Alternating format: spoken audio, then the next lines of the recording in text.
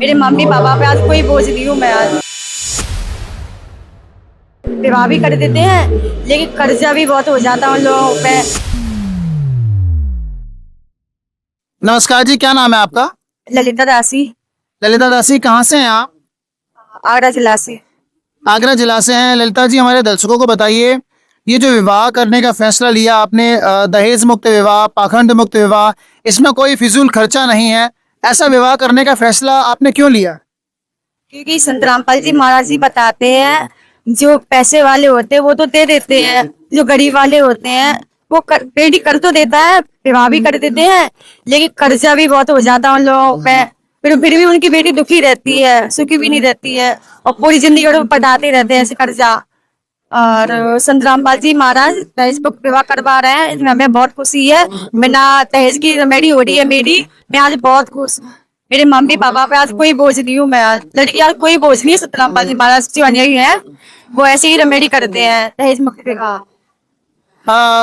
ललिता जी, हमारे दर्शकों को बताइए कि अगर दहेज मुक्त विवाह शुरू हो जाएंगे और पूरे विश्व में अगर संत रामपाल जी महाराज जी के अनुसार ही विवाह होना शुरू हो जाएंगे, इनसे बेटियों को क्या फायदा रहेगा?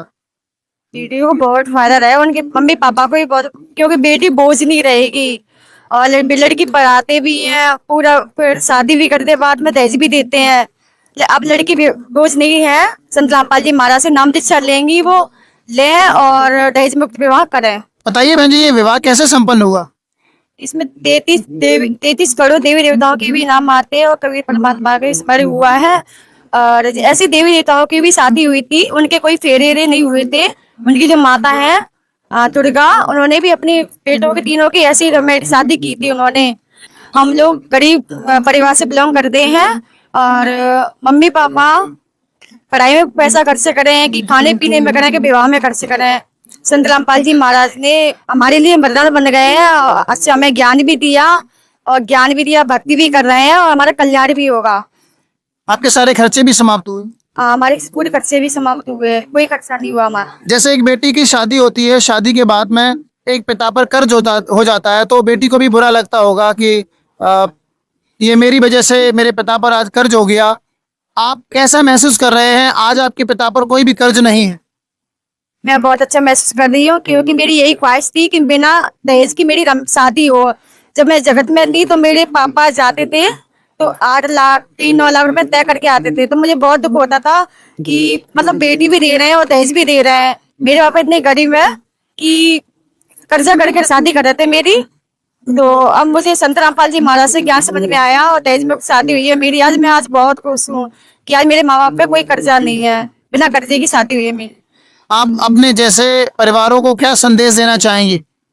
मैं अपने भाई बहनों को यही संदेश देना चाहती हूँ कि संत रामपाल जी महाराज से नाम दीक्षा लें और दहेज मुक्त शादी करें और सारे खर्चों से बचे हैं। ये सब बेकार के आडंबर कर रहे हैं, फालतू के वो बकवास है ये।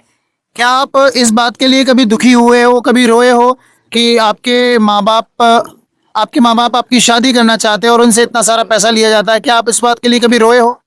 जी हाँ, हमें बहुत दुख होता है कि माँ बाप इतना खर्चा करते हैं फिर भी उनकी बेटी खुशी नहीं रहती है। और हम, मेरे माँ बाप भी बहुत खुश है और हम भी बहुत खुश है। आज मेरी दहेज मुक्त शादी हुई है।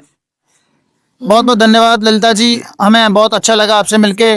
और आप जगत के लोगों से जगत के लोगों को क्या संदेश देना चाहेंगे, जो लोग विवाह में बहुत सारा पैसा खर्च करते हैं?